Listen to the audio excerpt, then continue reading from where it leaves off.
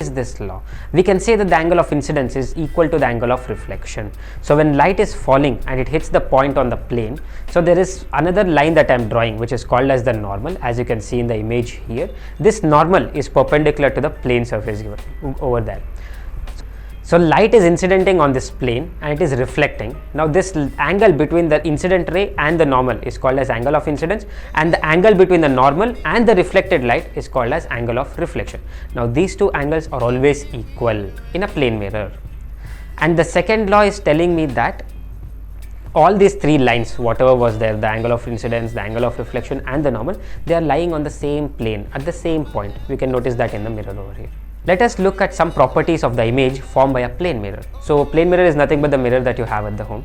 So what happens to this mirror when you look at the image? How does it look like? So you can see that this mirror is virtual. If you are standing in front of the mirror, it will be there, but if you are going away from the mirror, what happens? That image is also gone, correct? So it is virtual and erect image, like how you are standing, the image is also standing up like that only. And then the size of the image is equal to the size of the object. If my height is this much, the image's height is also that much only. Next we look at spherical mirrors. This is the important topic for 10th standard. So what is the meaning of spherical mirrors? When I say spherical mirrors, I have two types. One is the concave mirror and one is the convex mirror. So when I say concave mirror, see, you can see that it looks like a cave, right? So that is why I call this as a concave mirror, because it is going inside like a cave.